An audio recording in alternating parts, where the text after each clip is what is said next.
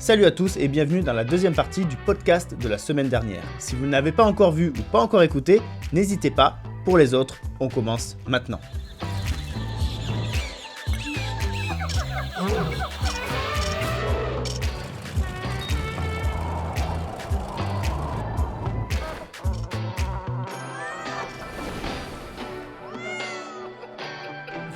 Le plus beau, ça serait quoi du coup? C'est impossible à choisir. C'est impossible à choisir. Tu peux pas choisir parce que Celui qui t'a procuré le plus d'émotions. Mais d'ailleurs, c'est quoi pour toi le plus beau? C'est sur quoi? Le paysage, la rencontre, l'animal? C'est sur quoi? C'est quoi qui détermine tu le vois, plus beau? Meilleur. En fait, c'est pas la rencontre avec l'animal et l'humain n'est pas comparable. Parce qu'il y a des choses. Voilà, ce monsieur qu'on avait rencontré à Madagascar, on a fait une interview sur lui, Jeannot. Le mec, en fait, c'est un gars c'est un malgache au départ, qui a vécu, je crois, 20-25 ans à Aix-en-Provence. Donc, il connaît parfaitement la vie française, d'avoir une maison avec une douche, machin, l'eau courante, l'électricité et tout, qui est retourné vivre à Madagascar et qui n'a rien là-bas. Tu vois, il a une douche extérieure pourrie. Vraiment, il n'y a pas d'eau courante, il n'y a rien. Nous, à un moment, les gens peuvent voir dans le documentaire, il casse sa tongue, il répare sa tongue avec une épingle à nourrice. Tu vois. Et en fait, lui, on a fait une interview de lui qui est aussi disponible sur YouTube, qui a fait, je crois, 60 000 vues, un truc comme ça. Donc, il y a beaucoup de gens qui sont quand même allés la voir. C'est un truc basique. Une cam comme ça, c'est juste le son qui est important. Tu vois, on n'avait pas de moyen d'avoir tout ce qu'on a aujourd'hui et tout. On s'en fout. Le but, c'était le message du gars. Et en fait, ce qu'il te partage, là, c'est une leçon d'humilité. Tu te prends une claque dans la gueule et tu dis, ah ouais, ok. Et pourtant, le mec connaît tout. Il connaît notre vie à nous. Il a vécu la même vie que nous. Et voilà, il y a des rencontres comme ça qui te marquent. Cookie, c'est quelqu'un qui est décédé, là, à l'instant où on parle, il est décédé il y a quelques jours. Et c'est quelqu'un qu'on a rencontré pendant 2-3 jours. Mais moi, ça m'a marqué. C'est un monsieur qu'on avait rencontré, c'est un chef de tribu Mentawai, un chaman. Alors, personne ne connaissait son âge. J'ai vu quelqu'un qui dit qu'il serait décédé à 97 ans. Est-ce que c'est vraiment son âge ou pas? Mais c'est possible, tu vois. Ah oui, c'est possible.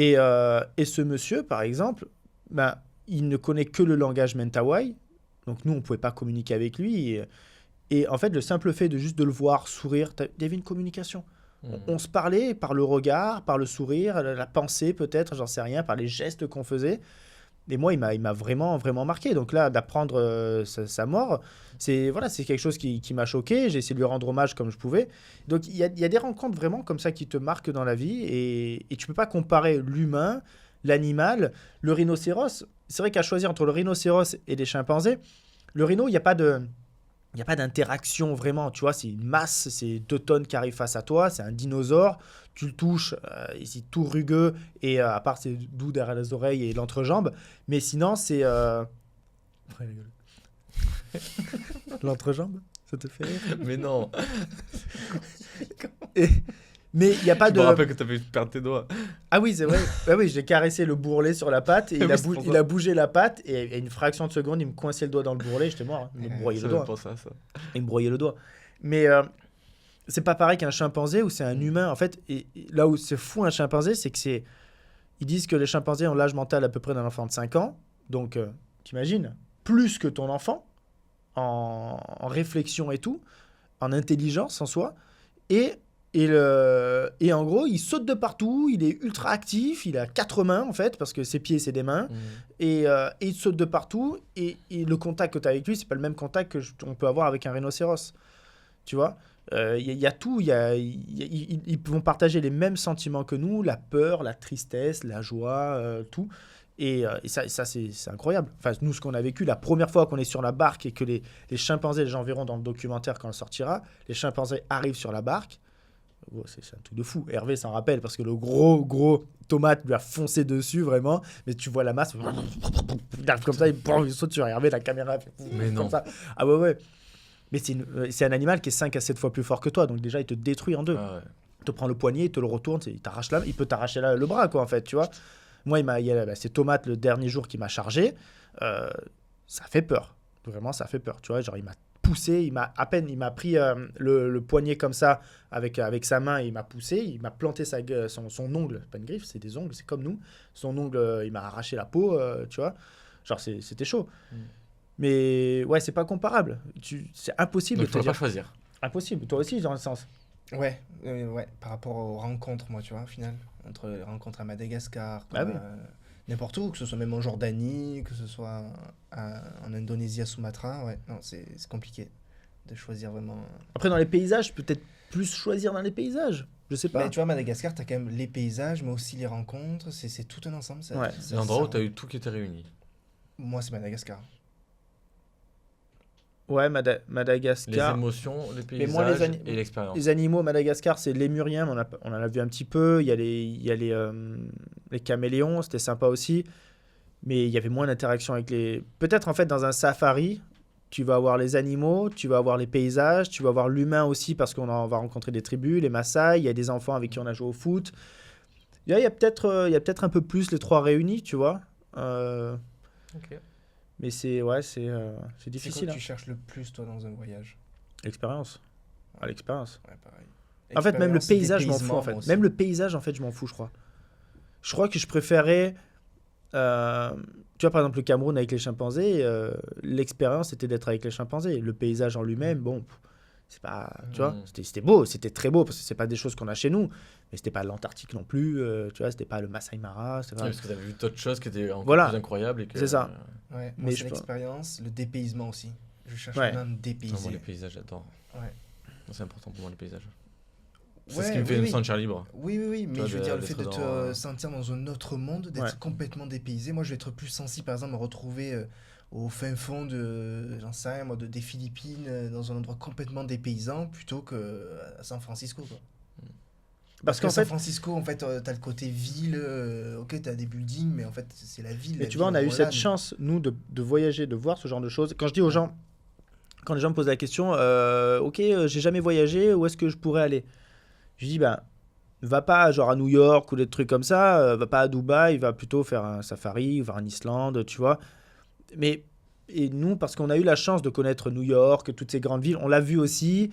Donc, tu connais et tu peux comparer. Mais quelqu'un qui n'a pas voyagé, moi, je lui conseille en fait aussi d'y aller, s'il peut se le permettre de faire les deux. Ouais. Un voyage nature type Islande et un voyage New York type grande ville, c'est bien parce qu'au moins, tu vois les deux, tu vas apprendre d'autres choses.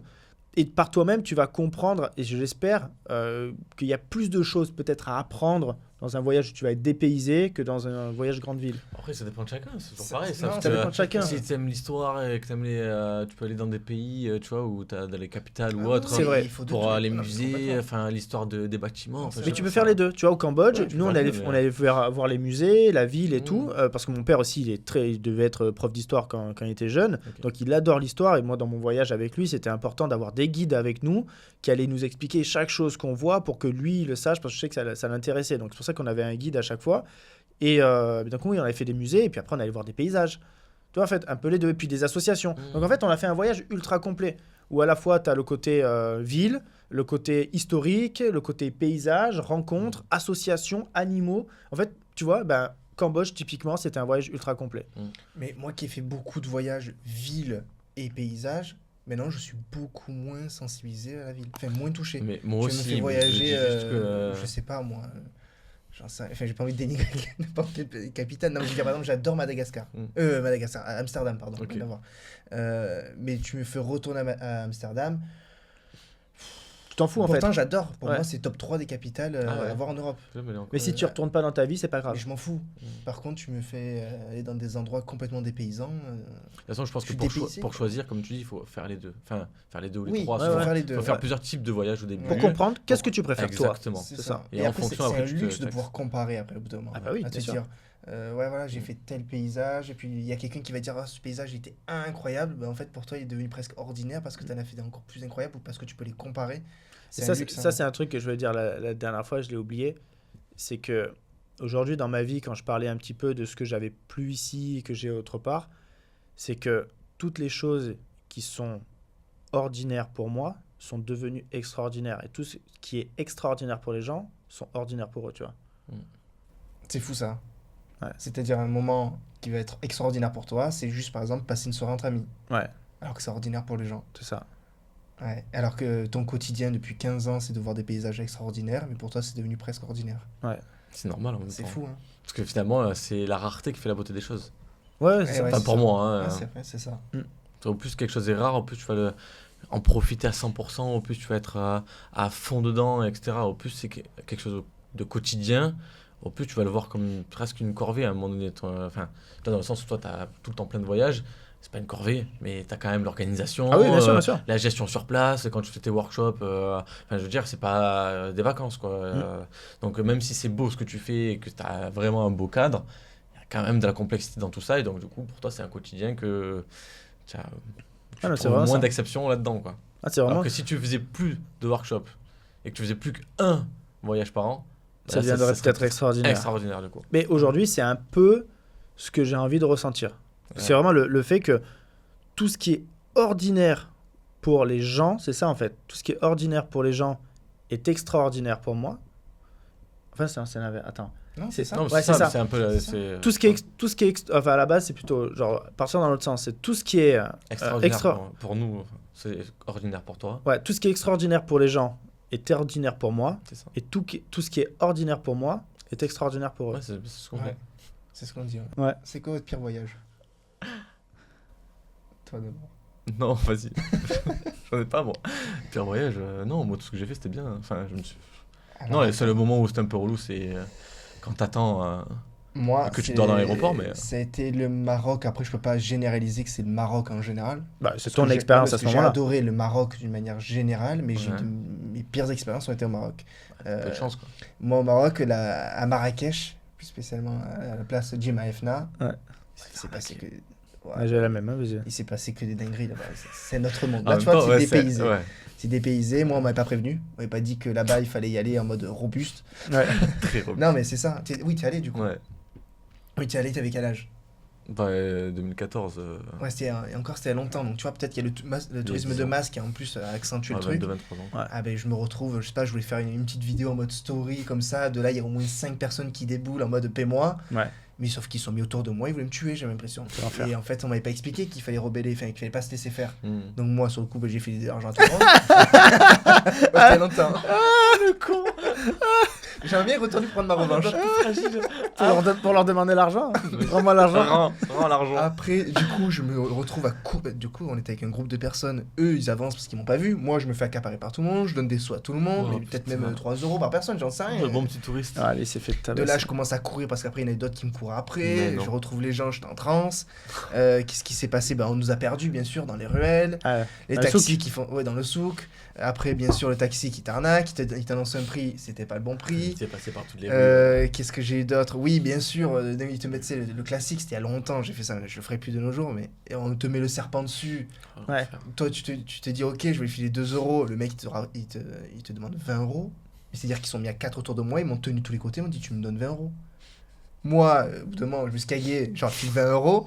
J'avais mon pote à côté, il dit, t'as donné combien, toi? Non, c'était quoi? Lui, après, il devait payer. Il dit, je donne pareil que mon pote. Je dis, mais il donne pas pareil que moi, je donne 20 €. Il dit, non. Donc ça, c'était une très mauvaise expérience, Marrakech. C'est un paillot, les gars. Après, on avait dormi... Non, mais après... Attends, c'était il y a longtemps. Ouais, là, ça va. Après, on s'est retrouvés à dormir dans le désert. Ça s'est très bien passé. On a fait tout un C'est où que t'as payé 35 € le chocolat? Ah ouais, ça, c'était à... Attends, je viens d'y penser, j'étais obligé de le dire, là. J'avais oublié ça. Ah non, c'est à Dubaï. C'est à Dubaï. Est-ce qu'on se connaissait pas quand j'étais au Maroc? Ça, c'était notre truc. En fait, je revenais d'Oman et j'étais passé voir ma cousine à Dubaï, qui venait d'accoucher. C'est pour ça que je suis à Dubaï. Ouais, ça, c'était con. Non, après, non. Mon road trip au Maroc était incroyable. Et après, à la fin, ça s'est terminé à Fès, où à Fès, on nous a carrément perdus volontairement pour nous voler. Et heureusement, il y a eu les flics qui étaient en civil qui nous ont sauvés parce que sinon, ils nous auraient pris toutes les valises, le matos photo, l'argent, tout. Ouais, ça, c'est, te faire racketter comme ça. Ouais, les mecs, en fait, ils se sont fait passer pour ceux qui voulaient nous amener à l'hôtel. Ah ouais. Et de là, on les a suivis, mais les ruelles, il faisait nuit, des ruelles très étroites. On était là, j'étais avec Julie, les valises, le sac photo et tout. Et en fait, au moment où ils ont commencé, ça s'est passé en 2 secondes, au moment où ils ont voulu essayer de nous voler, il y a eu les flics qui ont débarqué. T'as de chance. Ouais, et après, on s'est fait escorter jusqu'à notre hôtel. Et alors là, Julie pleurait le soir en mode je veux rentrer, pire voyage de ma vie, tout. Je dis non, mais ça va, regarde, le road trip était bien, dans le désert. Mais c'est vrai que. Mais là, tu retiens que le négatif. Ah bah oui. Entre le début, à Marrakech, quand t'as un truc comme ça. Après, t'as tout le trip qui était incroyable. Et à la fin, quand on veut te voler, ça. Ça me fait penser à Cuba avec Evan. Premier jour, on a Evan, et le pote Evan, il est très, très ouvert, très accueillant, il adore tout le monde. Parce que Evan, c'est un Cassidin, un vrai Cassidin, et le seul voyage qu'il a fait, c'est l'Islande. Et donc, il n'a pas compris les risques qu'il y avait autour, tu vois. Il n'y a pas trop de risques à Cassis ou à l'Islande. Et nous, à Cuba, premier jour à la Havane, un mec dans la rue le soir, moi j'étais avec Evan, il arrive comme ça, il prend Evan par l'épaule, il dit hey, ça va et tout, viens avec moi, machin. Et Evan fait oh, trop bien, allez, allons-y. Et moi, je suis là derrière, moi je connais un peu la vie maintenant, tu vois, genre certains trucs que j'ai vécu, je me dis pas ouf le mec dans les rues de la Havane comme ça.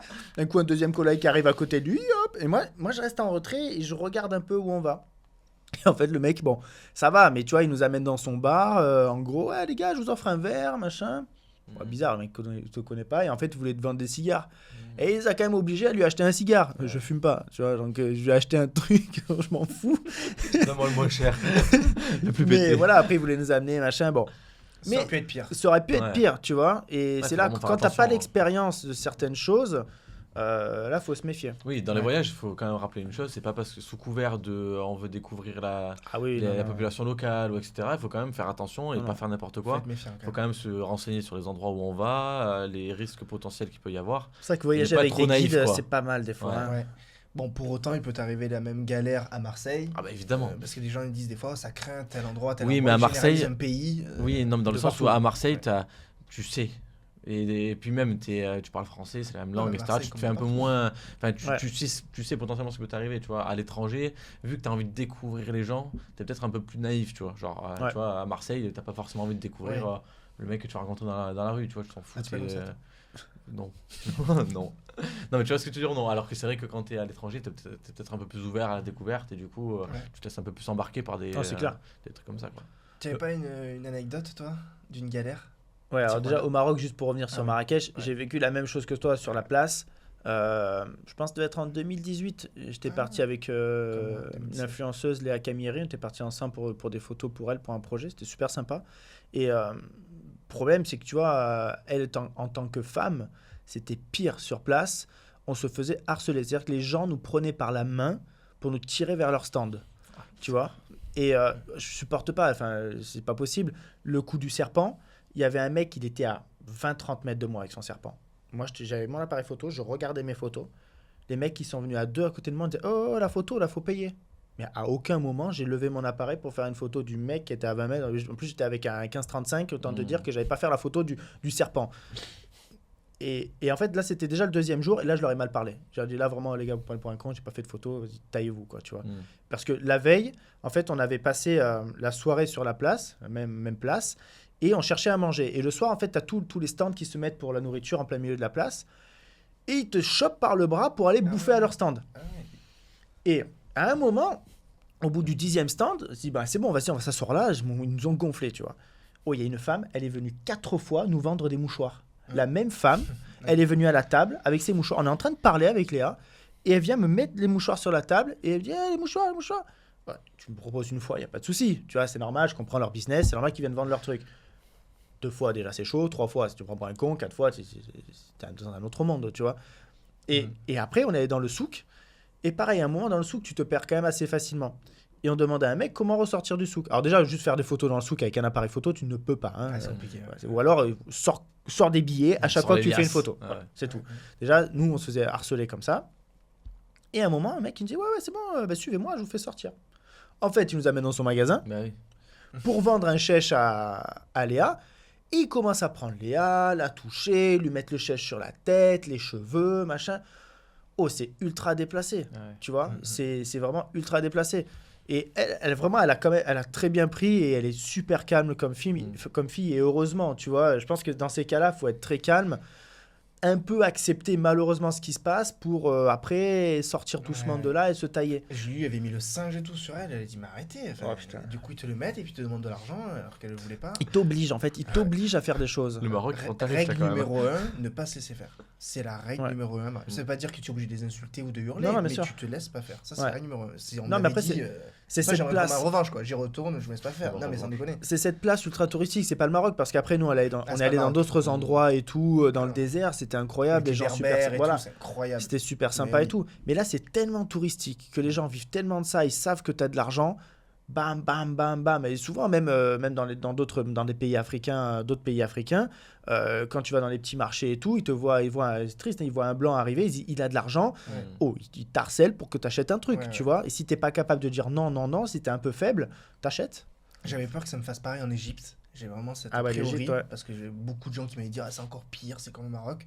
Pas du tout. Après, j'étais à Imateo. Peut-être le fait d'avoir un enfant, c'est un peu plus calme. Ça pose un peu le truc. Ou peut-être aussi maintenant que j'ai l'expérience, je me laisse plus faire. Mais non, j'avais vraiment peur en Égypte et pas du tout, ça va. J'ai eu de la chance. Donc pour tous ceux qui pensent qu'en Égypte, c'est hardcore. Ça, c'est un voyage que j'aimerais trop faire. Je pense que l'Égypte, ça varie tout le temps un peu, hein, les risques potentiels là-bas. Ouais, mais tu vois, j'ai fait les endroits les plus touristiques comme les endroits pas touristiques du tout. J'ai vraiment tout fait en Égypte. Enfin, tout, tu m'as compris. Aucune mauvaise expérience. C'était incroyable. Okay. J'aimerais vraiment vivre le même voyage que tu as fait parce que historiquement, il est incroyable, je pense. C'est incroyable. Mais j'avais vraiment peur que ça soit comme au Maroc, mais je m'étais préparé. J'étais en mode, je sens qu'ils vont me gonfler pendant une semaine. Mais non, pas du tout. C'était incroyable. Tu veux l'expérience ? De quoi ? Tu veux mon expérience ? Ah oui. Mon anecdote ? Ouais. Bon, elle est un peu longue, mais elle est incroyable. Genre, je dépose les droits. 1 fois et demi. Voilà, je dépose les droits. C'est en gros un vrai very bad trip. Et je pense que c'est une histoire de very bad trip. On peut en faire un film. En gros, je pars l'été. Moi, je partais un mois aux États-Unis faire du BMX chez un ami Ben Snowden en Californie. Et vraiment le dernier jour. Le lendemain matin, à 9h, j'avais mon vol pour retourner en France. Et on vivait dans une maison chez lui où il avait un skatepark et tout, vraiment une villa de fou. Et il y avait un ami à lui qui malheureusement, Tracy, est décédé aujourd'hui. Et ce gars, c'était un fou, mais il était incroyable ce mec, trop gentil. Donc il y avait Ben, Tracy et moi et d'autres riders, mais là l'histoire c'est juste entre nous trois. Et une copine de Ben. Et Ben me dit, ça te dit pas, ce soir on va à Tijuana au Mexique. Je dis ok, alors la Californie et le Mexique, c'était 3-4 heures de route peut-être, c'est pas si loin, tu vois. Surtout aux États-Unis, les grandes routes, c'est pas un problème pour eux. Je dis ok, mais tu sais que demain j'ai mon avion quand même. Elle me dit non, mais t'inquiète, on rentre à minuit, on est là et tout. Ok. Bon, moi, je pense même pas à faire ma valise, sachant que je pars aux États-Unis avec mon BMX, il faut démonter tout le BMX, le mettre dans un autre sac pour le BMX et tout, tu vois, genre, il y a 2 valises à faire. Je dis ok, nickel. Je commence à partir moi avec mon matos photo et tout à Tijuana, tu vois. Je me dis bon. Ouais, c'était à l'époque où genre mon appareil photo me suivait vraiment de partout, je filmais tout ce que je voyais, quoi. Donc on prend la voiture et c'est la voiture de la fille qui vient nous chercher, c'est elle qui conduit et tout. Donc on va Tijuana, tout se passe bien, on arrive là-bas. La frontière mexicaine-États-Unis, dans ce sens-là, quand tu quittes les États-Unis pour aller au Mexique, t'as zéro souci. Personne te contrôle, personne te demande ton passeport. Mais vraiment, même pas ton passeport. Hein. Tu rentres au Mexique comme tu veux. Et donc, bon, forcément, je pense à prendre mon passeport quand même. Ouais, j'allais dire, tu l'avais oublié quand même. Parce que... Non. Je crois que je la connais pas. Donc, on rentre là-bas. On va manger des tacos, mais les meilleurs tacos du monde, Tijuana. Et il y avait une grande rue où il y avait plein de bars, de boîtes de nuit et tout. On commence à aller dans une boîte de nuit au fond. C'est la plus grosse boîte de nuit. On commence à s'amuser, machin et tout. J'ai une photo sur... en plus, c'était le début d'Instagram. J'ai une photo où, à l'entrée, je me fais fouiller par... En gros, c'est vraiment le militaire qui te fouille avec le flingue, le gars avec la mitraillette à côté et tout, à l'entrée de la boîte. Hein. Genre, tu sens déjà le truc, je suis collé contre le mur comme ça. C'est même pas juste il te fouille comme à l'entrée du stade où il te touche un peu les poches. Je suis collé les mains contre le mur comme ça et le mec te fouille de partout, il touche vraiment les couilles et tout. Hein. Vraiment, c'est un truc de fou. Donc, on rentre dans la boîte, il n'y a pas grand monde, on rigole, machin et tout, on ressort de là. Et on dit, bon, on va rentrer maintenant, on est venu à Tijuana, manger les tacos et tout. Puis il y a un bar sur la route, mon pote dit viens on s'arrête, on boit un coup et tout. Ok, il était pas tard encore, je sais pas, il devait être franchement à 10h peut-être, tu vois. Bon, je savais qu'on allait rentrer beaucoup plus tard quand même. Bon, ok, on rentre dedans et là, moi je suis le seul qui boit pas d'alcool, heureusement, ça m'a sauvé la vie. Les trois ressortent de ce bar déchirés, mais déchirés complet. De là, alors attends, faut que je me rappelle parce que je te jure qu'il s'est passé beaucoup de choses. De là, on retourne à la... Waouh, attends, comme c'est dur. Il y a tellement de choses qui s'est passé. Gros, c'est tellement de choses. On retourne à la grosse boîte de nuit. On rentre... La première. Ouais, la première. Voilà. On rentre dedans et d'un coup, je les trouve plus. Je me dis, tu vois, on reste un petit moment et tout. Je dis, bon, ça y est, il faut que je les retrouve pour qu'on y aille, quoi. Et je vais voir la fille, c'est elle qui conduisait. Et je lui dis, ça serait bien qu'on rentre et tout. Tu sais, moi, demain, j'ai mon avion et tout. Et elle me dit, tu crois que le monde tourne autour de toi ? Je me rappellerai toute ma vie qu'elle me dit ça. Non, c'est pas ça, c'est juste que j'ai mon avion, tu vois, j'ai juste envie de rentrer chez moi, quoi, genre, voilà, et puis on sait pas, la maison elle est pas en face, elle est en Californie, tu vois, faut qu'on passe la frontière et tout, et dans ce sens-là, à mon avis, c'est pas pareil. Bon, mais elle était complètement déchirée, elle disait n'importe quoi. Bon, j'arrive à retrouver elle, j'arrive à retrouver Ben, on sort. L'autre, mon ami Tracy, était devant la boîte, en fait, il n'était même pas rentré, déchiré, allongé, mort. Alors, c'était un mec qui était quand même obèse, il était assez lourd, quoi, tu vois, en plus, et tu vas comprendre après aussi. Et donc, on était là, et on leur a dit, c'est bon, allez, on va à la voiture, on rentre. De là, moi, Tracy sur mon épaule, il faut que je le traîne, vraiment. Je traîne, Tracy comme ça, on avance. Les deux sont devant nous, ils avancent, et ils arrivent à la voiture. Je les vois à la voiture. Moi, je suis à 100 mètres derrière eux avec Tracy. On a du mal à avancer. Il n'arrivait presque plus à marcher. Je le pose sur le banc, juste là. Et le temps de lui parler, de me tourner, je dis, attends Tracy, on va chercher la voiture. Je viens de chercher avec la voiture. Je me retourne, je regarde la voiture. Et la voiture est là, mais les deux sont plus là. Mais ils sont où? Et d'un coup, je dis, mais attends, on est à Tijuana, ils sont où? Genre, je sais pas où on est. D'un coup, je vois un bar un peu plus loin. Je dis, me dis pas qu'ils sont allés au bar. Je rentre dans le bar, je les vois, ils sont au comptoir, les deux avec déjà une bière comme ça. Je pète un plomb, là, je dis, attends, les gars, on était censés repartir. Et en fait, ils sont complètement bourrés. Et plus ils boivent, plus ça va être un bordel, tu vois. L'autre, il est mort sur le banc. J'arrive dans le bar, et là, je te jure, je me rappellerai toute ma vie, je prends le bras de Ben, je lui serre tellement fort, je sens ses os, et je lui dis, Ben, il faut vraiment qu'on y aille, tu vois. Et genre, j'avais la larme à l'œil, je savais ce que j'allais vivre, en fait. Je savais que j'allais pas rentrer chez moi, tu vois. Et là, je lui dis, et là, je lui lâche un peu le cul, je lui dis, allez-y, finissez tranquillement votre bière et après on y va. Mais je me rappelle comment j'étais, tu vois, j'essayais de calmer le jeu, m'énerver n'allait rien arranger. Ils finissent leur bière, on arrive à la voiture, et là d'un coup je regarde le banc, plus de Tracy. Et le mec ne pouvait pas marcher. Je me suis dit, à Tijuana, il y a une bande qui sont arrivés, ils l'ont embarqué. Tu vois, genre ils vont vendre ses organes, j'en sais rien, je sais pas ce qu'ils vont faire, mais vraiment on a eu peur. Putain. Et là, d'un coup, je me dis, ok, restez à la voiture, je vais essayer de voir s'il n'est pas dans une boîte. Je cherche dans toutes les boîtes, tout. Je reviens à la voiture, j'entends un feu d'artifice. La fille et Ben, ils avaient acheté des feux d'artifice et ils faisaient péter des feux d'artifice en plein milieu de la rue à Tijuana. Et gros, là, tu te fais arrêter. Tu te fais arrêter par les Mexicains. Tu te dis, mais qu'est-ce qui se passe? Je dis, non, mais c'est des fous, c'est pas possible. C'est des fous. Je veux. Moi, mon passeport était dans la voiture avec mon matos et tout en plus. Hein. Je dis, putain, merde. Ok, je repars, je vais essayer de le retrouver en attendant qu'ils finissent leur feu d'artifice. Au moins, je suis pas dans l'histoire. Je repars, je cherche, je reviens, plus de voiture. Donc, Tracy, disparu. Moi, au milieu de Tijuana, pas de passeport. Eux, ils sont partis. Bon, ok, nickel. Donc là, je me dis, qu'est-ce qui se passe? Je prends mon téléphone et je me dis, je vais appeler mon pote Coco Zurita, un Américain avec qui je faisais du BMX. Et je sais qu'il serait venu me chercher, même de Californie, il serait venu me chercher si j'avais un problème. Et mon téléphone, en fait, il passait quand même au Mexique, ça passait le truc. Et ben, il avait 1 mois, 1 jour mon forfait. Donc, j'avais plus de forfait. 1 mois, 1 jour. Plus de forfait, je peux appeler personne. J'avais pas de sous sur moi, en fait, j'avais rien. Je dis, putain, là, je suis vraiment dans la merde. Et d'un coup, je sais pas, je vois la voiture, et ils passent comme ça. Je dis, ok, trop bien. Miracle, ils sont là. Non, c'est bon. Ok, donc là, on va dans la voiture et tout. Et je dis, bon, il faut qu'on trouve Tracy. Ok, donc on commence à faire le tour du quartier. Et d'un coup, je le vois, par miracle, il est sous un distributeur. Comme ça. En dessous d'un distributeur, affalé, mort. Putain, je sors de la voiture, je vais le chercher. Tac, on le fout dans la voiture. Ok, trop bien, on a Tracy, on est tous les 4, on est dans la voiture, on a les passeports. Allez, on se taille, on va à la frontière. Donc là, la fille, je lui dis... Non, je conduisais pas. Moi, c'est elle qui conduisait. Ouais, c'était déchiré. C'était déchiré en plus. Et la fille, je lui dis, comment on va à la frontière? Elle me dit, bah, je sais pas. C'était mort. Je dis, putain, ben, mets ton GPS sur ton téléphone, là. Elle me dit, non, j'ai pas le forfait et tout. Je dis, c'est bon, je te filerai $20 en rentrant. Je me casse pas les couilles. Mets ton putain de GPS, on va vous retrouver où est la frontière. Ah, non, je veux pas. Elle était complètement débile. J'ai payé un taxi pour lui dire, montre-moi la frontière, on te suit. Tu vois, j'ai eu l'idée de payer un taxi et tout. Donc, le taxi nous amène à la frontière, on suit le taxi, on arrive là. Mais là, c'est Bagdad pour rentrer aux États-Unis. Là, tu te retrouves une queue immense. Tu avais les mecs qui te vendaient des tapis, te vendaient tout à côté. Tu avais des trucs, mais c'était la folie. On passe au moins 1h30 dans la queue, mais vraiment. Arrivé à la frontière, je me dis, putain, ça y est, on va rentrer chez nous. Je passe mon passeport. Ben, il passe son passeport. La fille, elle passe son passeport. Et Tracy, il passe pas une carte d'identité périmée. Il n'était pas venu avec son passeport au Mexique. Mais non. Je dis, non, c'est pas vrai. C'est pas possible. Genre, tu peux pas faire ça. T'as pas ton passeport et elle est périmée, ta carte d'identité.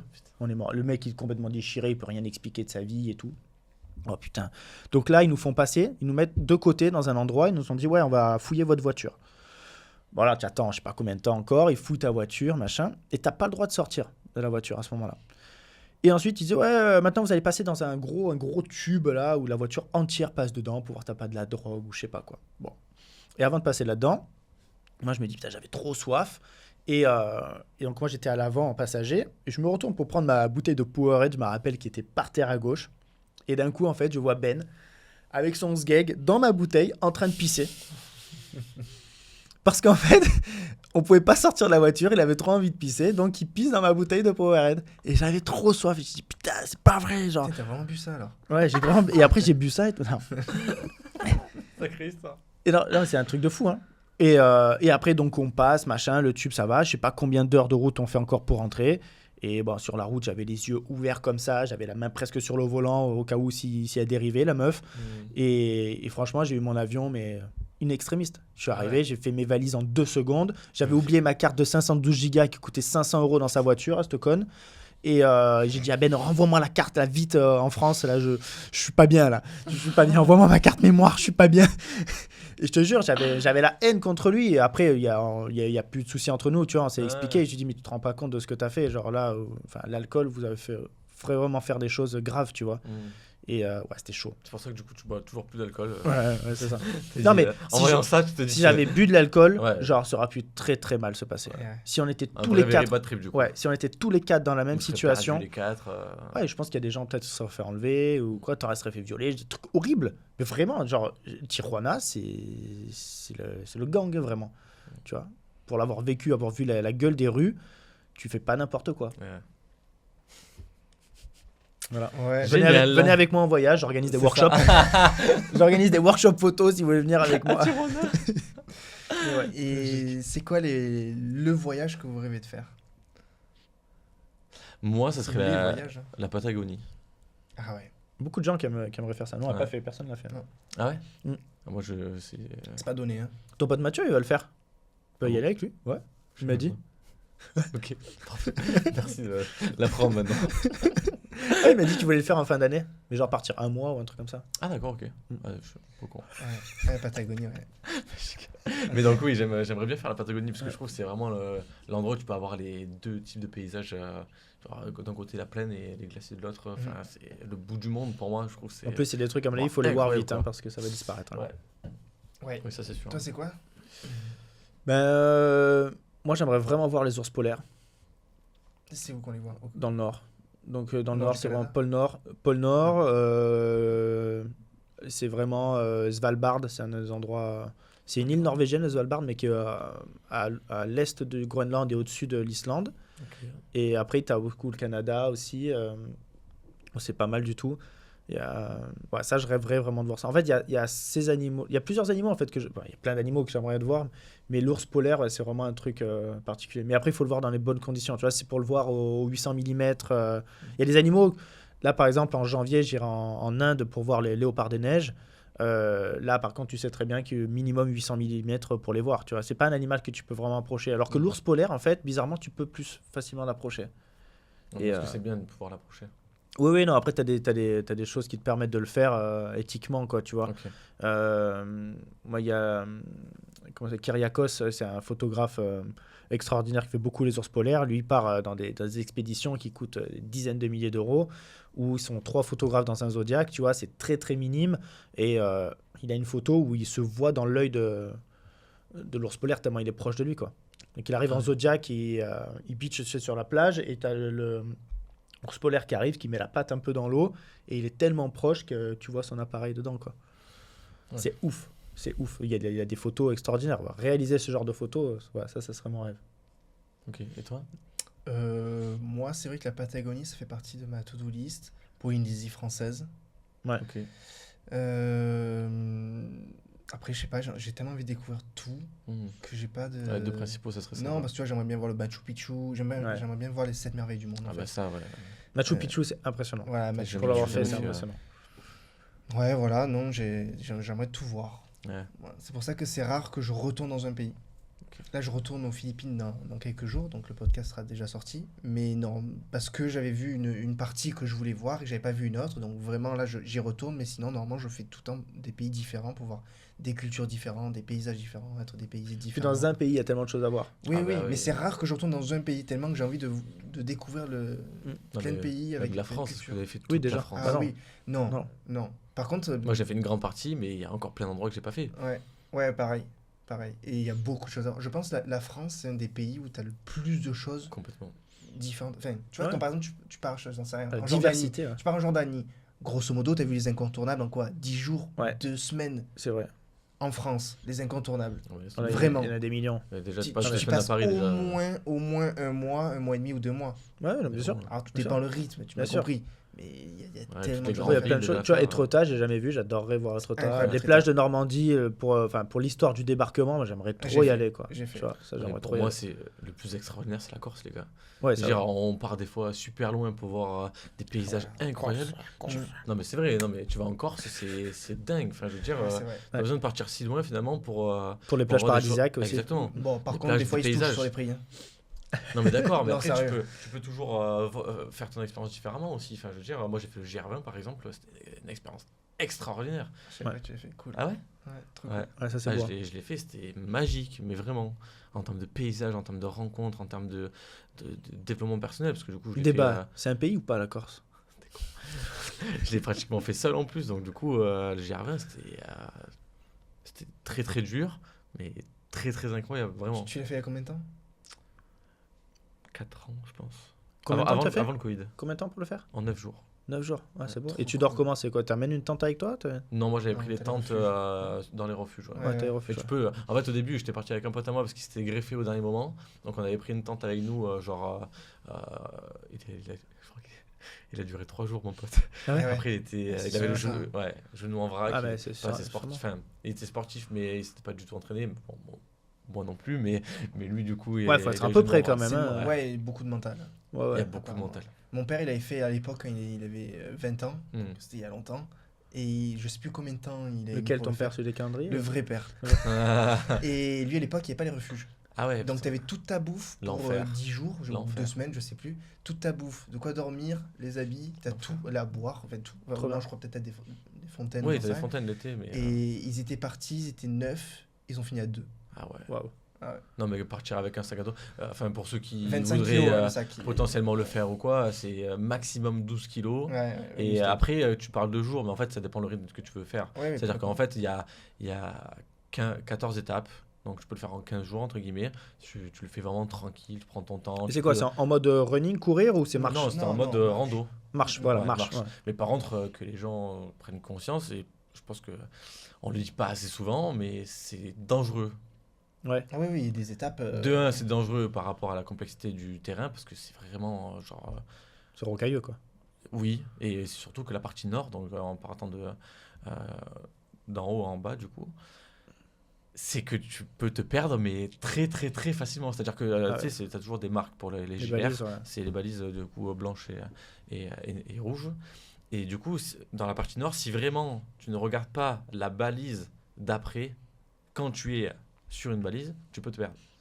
Il n'y a pas de chemin, c'est de l'escalade, quoi, tu vois, genre vraiment, pour moi, la partie nord, c'est presque de l'alpinisme, tu vois. Ah ouais, à ce moment-là. C'est ce qu'ils disent. Pour moi, hein. Et vraiment, j'avais mal au genou aussi, je rigole de mon pote qui est parti de 3 jours, mais en vrai, à la moitié du chemin, j'ai acheté une genouillère et tout, moi j'avais le genou éclaté, parce qu'en fait, il y avait un Décathlon sur la route?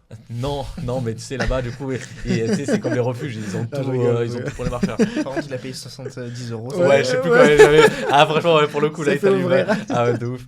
Mais pour le coup, c'est qu'en fait, tu as beaucoup de dénivelés positifs et négatifs dans la journée. Et quand tu doubles ou triples des étapes, tu te tapes 40 km avec 1200 dénivelés positifs et 1200 négatifs.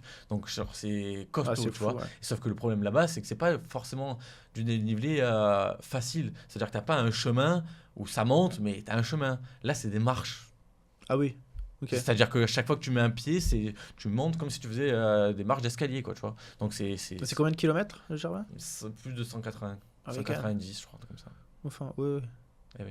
Donc oui, costaud. Et en tout, tu as 12 000 mètres.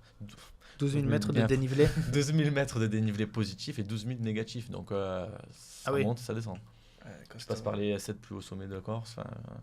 Non, c'est extraordinaire. Ouais, moi, j'aimerais bien monter le Mont Blanc. Moi aussi, c'est une de mes prochaines étapes. C'est vrai? Ouais. Tu as prévu ça pour quand? Je sais pas, mais là, du coup, je vais faire une des courses de l'UTMB. Ah oui? Tu vas le faire? Cet été. Je vais pas faire l'UTMB, c'est Okay. l'ETC, c'est une des courses qui est organisée, mais parce que pour faire l'UTMB, il faut des points, donc du coup, il faut faire d'autres types de courses. Ah, c'est pas ouvert à tous l'UTMB. Non, il faut d'abord que tu gagnes des points UTMB, ce qu'ils appellent, pour après pouvoir être tiré au sort. C'est-à-dire qu'en fait, c'est pas tout le monde qui peut être inscrit pour l'UTMB, et du coup, même les plus grands, ils sont pas sûrs de pouvoir la faire la course. C'est un tirage au sort aléatoire en fonction des coureurs qui sont inscrits. Donc là, du coup, l'ETC, c'est une plus petite course où là, effectivement, tu peux t'inscrire. Et ça te donne un point de l'UTMB aussi. Bon, bref. Mais voilà, donc du coup, oui, à terme, j'aimerais bien quand même faire l'UTMB. Potentiellement, c'est un de mes objectifs. Et du coup, faire le Mont Blanc. Incroyable. Ouais, moi aussi, j'aimerais bien faire ça. Dans les sujets FAQ, avez-vous des anecdotes à nous partager? Alors, on en a dit depuis tout à l'heure. J'en ai partagé des bonnes. Voilà, je pense avoir fait à peu près le tour, moi. Je crois que tu en as une belle, toi. Ça me fait penser du coup à son collègue, en fait, qui n'avait pas de passeport pour aller. Je vais introduire, peut-être. Ouais, vas-y, raconte le... Je vais introduire et il va nous... Non, mais cette histoire, c'est n'importe quoi. Pour l'Amazonie. On devait partir, on est parti en Amazonie pour un workshop. C'était le 3e workshop. Je crois que c'était un groupe de 8 personnes qui est parti avec nous. Et il y a une personne au dernier moment, vraiment dans les 20 derniers jours, qui s'est désisté. Et quand tu te désistes... Même moins que 20 derniers jours, c'était une semaine avant. Hein. Ouais, voilà, un truc dans le genre. Mais en fait, quand tu te désistes dans les 20 derniers jours, tu peux pas être remboursé, en fait. Okay. Tu vois, en fait, il y avait ça. Et donc, bon, la personne était... Voilà, elle savait les conditions, malheureusement. Et sur place, on s'est dit, bon, il y a quand même une place qui est disponible. Et je vais proposer à quelqu'un de venir... mais il faut juste payer ton billet d'avion, tu vois. Vincent, trop cool. Il est chaud. Et il se dit, vas-y, ouf l'Amazonie. Il pensait pas aux anacondas non plus, mais... Et il s'est dit, vas-y, je viens avec toi. Et là, je lui dis, ton passeport est prêt et tout. Non, attends, c'est pas ça l'histoire. Non, mais... Oui, non, je lui dis, en gros, ton passeport est prêt. Tu dis, oui. Et là, tu vérifies. Justement, en gros, tu me dis, ouais, machin, est-ce que tu peux... Est-ce que tu pourrais, est-ce que ça te dit, du coup, il y a une place qui se libère, etc. Est-ce que ça t'intéresserait? Du coup, évidemment, je suis un peu chaud. L'Amazonie, tu vois, genre 10 jours en plus, c'était. Ouais, 10 jours. 10 jours, genre incroyable, tu vois, genre pour moi, ça aurait été un des grands voyages que j'aurais pu faire. Et du coup, tu me dis, non, par contre, du coup, il me faut absolument une réponse très rapidement, parce que du coup, je dois tout prévoir pour les hôtels, pour le ci, pour le là, et du coup, je peux pas attendre longtemps pour avoir une réponse. Et du coup, ça, c'était un dimanche. Et du coup, ce jour-là, je te dis, écoute, moi, je suis chaud. La seule problématique qui peut se présenter, c'est que en fait, j'ai fait refaire mon passeport, mais je l'attends toujours. Et pour info, du coup, ça, c'était en septembre ou en octobre. Tu devais partir en octobre. Ouais, c'est ça. Donc, c'était fin septembre. Ouais, un truc dans le genre. Une semaine avant. Ouais.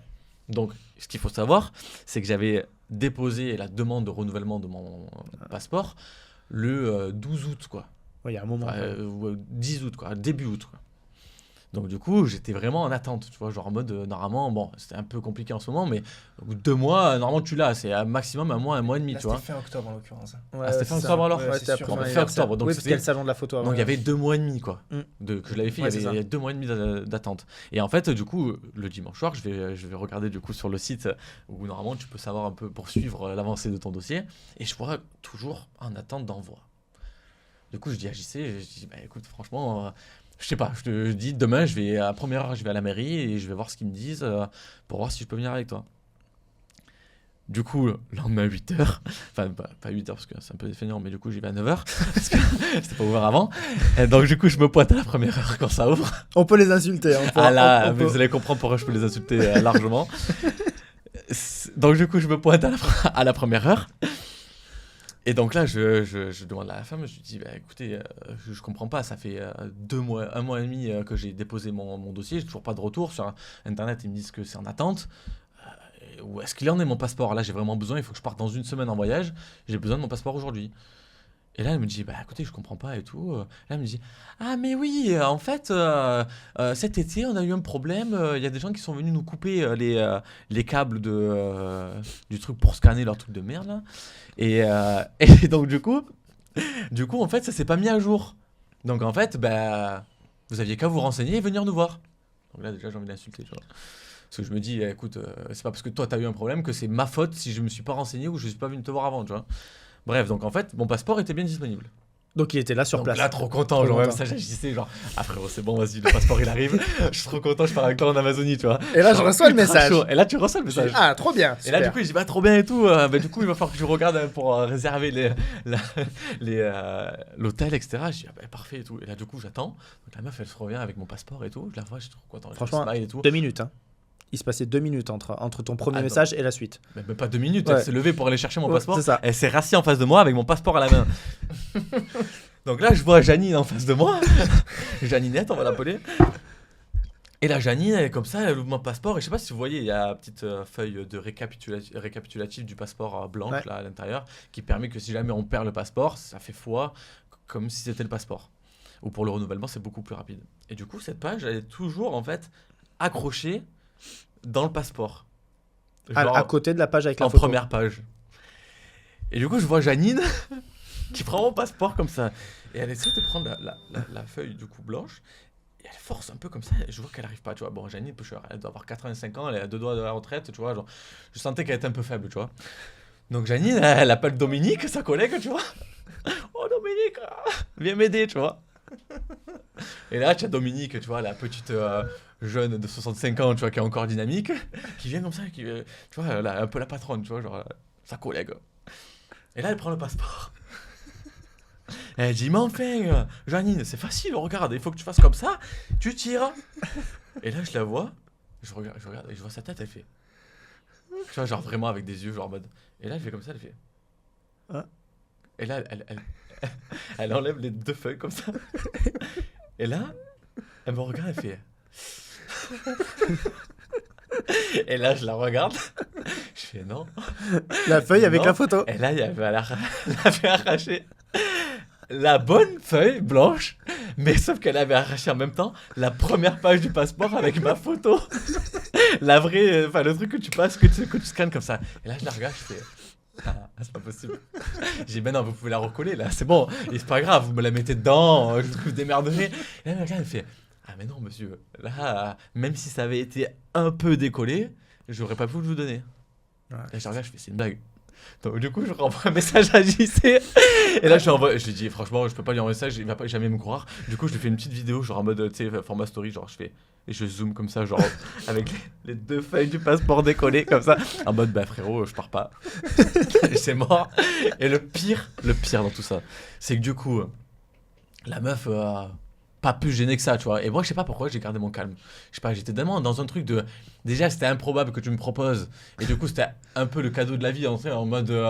voilà, c'est inattendu. Du coup, je me suis dit, bon, elle va me le faire refaire dans pas longtemps. En 2 jours, je peux l'avoir, tu vois.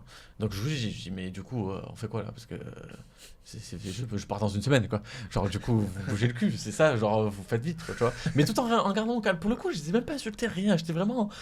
Je sais pas pourquoi, je suis resté tranquille. Bonne gestion du haters. Ah ouais, là pour le coup, genre, mais vraiment, genre, limite compatissant, tu vois, genre, enfin, je sais pas pourquoi j'ai été compatissant, parce que j'aurais dû m'énerver, parce que je vais expliquer pourquoi. Non, mais, et puis je vais t'expliquer encore plus pourquoi j'aurais dû m'énerver avant. C'est que du coup, la meuf, elle me rappelle, du coup, 6 jours avant, donc 1 jour avant le départ, elle m'appelle, elle me dit, bon, ben c'est bon, vous pouvez venir récupérer votre passeport. Du coup, je me pointe parce que je vais quand même le récupérer. Et là, elle me regarde, elle fait, bon, c'est bon, vous partez, vous êtes content, vous pouvez partir demain.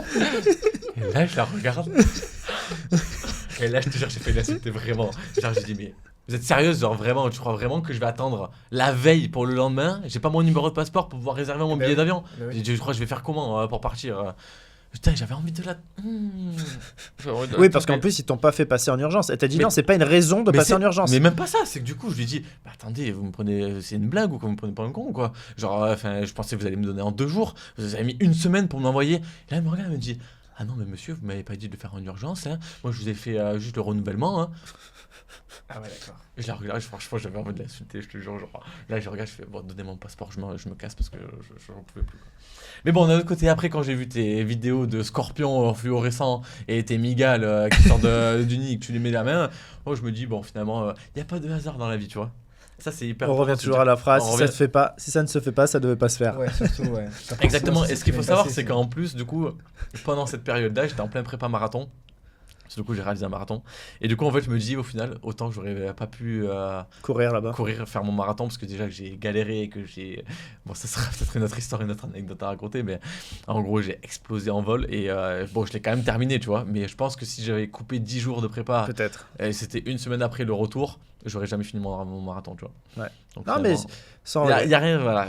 Quand on disait tout à l'heure des voyages, il y a un voyage vraiment qu'il faut qu'on organise tous ensemble avec un max de gens, c'est l'Islande. Il faudrait qu'on fasse l'Islande tous ensemble, genre en mode camping-car, un truc gros trip. Parce que je trouve que c'est une expérience. Je suis jamais allé, moi, encore. Mais je sais que vous n'y êtes pas allé. Et j'aimerais bien. C'est un voyage à faire, vraiment. Ouais. Et toi, t'as une anecdote? Après c'est un peu des classiques quand tu voyages. Enfin, en gros, on te perd ton bagage, tu récupères une semaine après pendant ton voyage. La dernière fois, Sumatra, tu te souviens? Ah oui. On a récupéré la valise de Julie Mathéo une semaine après. Oh putain. Tu fais comment là? Du coup, on a acheté des habits. Heureusement, ça coûtait que dalle. Enfin, je me rappelle qu'on a fait les boutiques pour Mathéo, c'était marrant. Et puis heureusement que t'avais pas tes matos photo, vidéo et tout. Et je crois qu'il y avait un zoom ou deux, mais non, mais sinon j'avais tout. Heureusement, parce que sinon, après moi perso, je mets jamais. Tu mets pas en soute après. En soute, mais. Moi aussi, des objectifs que je mettais en soute. Sérieux? Depuis, je le fais plus. Qui fait ça? T'as pas peur qu'il se casse ou quoi? Non, parce que je mets bien dans les habits et tout. Non, par contre, c'est sûr que si on me vole le bagage, c'est autre chose. Non, ou par exemple, quand on a voulu aller à Oman, on est resté bloqué 24 heures en Turquie, tempête de neige. Sauf que du coup, Oman, tu vas en t-shirt, claquette. Tempête de neige, t'es pas prêt, donc on est resté 24 heures à l'hôtel. Voilà, non, c'est des anecdotes rigolotes. Après, peut-être que j'en ai d'autres, mais qui me viennent pas à l'esprit. Surtout Marrakech, après, une anecdote un peu relou, quoi. Une autre question. Comment gérer son équilibre vie privée, vie publique? C'est un vrai débat, hein. Ah ça, je pense que c'est toi qui vas en parler beaucoup, non? Ouais, tu veux commencer? Non. Vas-y, hein. Allez, lance-toi. Je pense que d'une manière générale, c'est compliqué de gérer ça. Dans tout cas, c'est difficile. Ouais. C'est très compliqué de trouver un juste milieu. Moi-même, je le cherche encore. C'est pour ça qu'on a parlé la dernière fois où j'ai fait une grande pause, moi, sur les réseaux sociaux. C'est compliqué de devoir vivre, par exemple, moi, en l'occurrence, les voyages, les vivre, les kiffer, pour autant les partager. La frontière est très mince entre basculer dans l'un ou l'autre. Bon, mais moi, j'ai préféré prendre parti au bout d'un moment du kiff. Après, je pense que c'est important, dans tous les cas, d'arriver à distinguer ces moments pro et perso. Et pas de se mélanger. C'est compliqué pour nous, parce qu'on est quand même un peu les deux en même temps. Hein. Parce qu'on est créateurs de contenu, et que quand tu veux créer du contenu, tu te dois, entre guillemets, de le partager. Mais bon, si tu y vas soit seul, tu te dois aussi de le vivre, pour même arriver à le retranscrire comme il le faut. Alors, tu y vas pour un peu en couple et en famille comme moi, il faut le vivre, il faut s'occuper du petit, il faut s'occuper de ton couple, et il faut s'occuper aussi de ton contrat. Ton contrat avec le partenaire, voire même ton contrat entre guillemets avec les gens qui te suivent et qui attendent de toi le retour, du contenu. Et non, j'ai pas la solution, je suis en pleine transition moi sur ça, honnêtement. Après, c'est vrai que c'est hyper compliqué. On a beau dire ce qu'on veut, je pense que l'équilibre, il faut se le donner nous-mêmes. Je pense que justement, la petite nuance que je mettrais par rapport à ce que tu dis, c'est qu'il faut il faut pas se mettre de pression par rapport à tes abonnés qui attendent que... Je pense qu'ils attendent rien. Ils n'attendent pas après toi pour avoir des images d'un pays ou quoi que ce soit. Donc je pense qu'il faut peut-être moins se mettre la pression, en fait, par rapport à ce qu'on pense que les gens attendent de nous, tu vois. Parce que je pense qu'en gros, il faut juste faire... En fait, je pense que c'est peut-être pas la solution, mais une des solutions, ce serait de faire simplement ce qu'on a envie, quand on a envie, comme on a envie. Et je pense, de moins être focus sur le reach, sur les vues, sur les likes, sur les ci, sur les là, d'être le plus authentique possible et de te partager uniquement ce que tu as vraiment envie de partager, tu vois. Et de pas te mettre dans une situation de porte-à-faux où tu partages un peu trop de ta vie privée, justement, pour aller chercher un petit peu, tu vois, la notoriété des réseaux sociaux, tu vois, en montrant un peu... je vois des fois des vidéos, les gens ils pleurent devant leur story et tout. Enfin, je veux dire, il y a des moments où il faut que ça reste quand même vie privée pour moi, tu vois. Je suis désolé, quand les gens font ça, c'est un peu trop, justement, un mélange de vie privée et vie publique où justement les gens n'ont plus de vie privée et ont qu'une seule vie publique, tu vois. Et je pense que ça, c'est pas bon dans le temps pour soi et même pour notre entourage, parce que à force de trop communiquer sur tes émotions, sur ton toi, sur toute ta vie finalement, tu te perds toi-même en fait, parce que du coup tu vis à travers le regard des autres. Et tu ne vis plus à travers ton propre regard, tu vois. T'as des gens qui partagent vraiment 24 heures de leur vie. Bien sûr, mais c'est là le problème. C'est que du coup, en fait, pour un temps, peut-être, mais si tu veux durer dans le temps, à un moment donné, ça va te poser problème. Parce que du coup, tu vas plus te retrouver, tu vas plus savoir qui tu es, et en fait, tu vas être toi-même influencé finalement. C'est-à-dire l'influenceur influencé dans le sens où du coup, tant que les gens ne commentent pas ton réel, ou qu'ils te disent pas assez bien, ou courage, ou machin, etc., tu vas plus trouver la force de faire les choses par toi-même. Tu vas forcément tout attendre des autres. Ouais, c'est ça. Vivre superficiellement et en plus être tout le temps dans l'attente. Donc, du coup, pour moi, je pense que la solution, enfin, pour justement déceler la barrière entre les deux, c'est que il faut s'octroyer des moments que tu ne partages pas parce que c'est des moments qui sont intimes. Et je pense que pour vivre sa propre vie, il faut garder certains moments pour soi. Des moments en famille, des moments toi avec toi-même, des moments... Après, si tu as envie de partager quand tu pleures, quand tu es triste, parce que tu as envie de communiquer quelque chose, c'est une chose. Moi, je parle des gens qui font ça à longueur de temps pour la recherche de likes, de follow, etc. Je parle uniquement dans ce cadre-là. Je ne dénigre pas certaines choses qui sont faites bienveillantes, etc.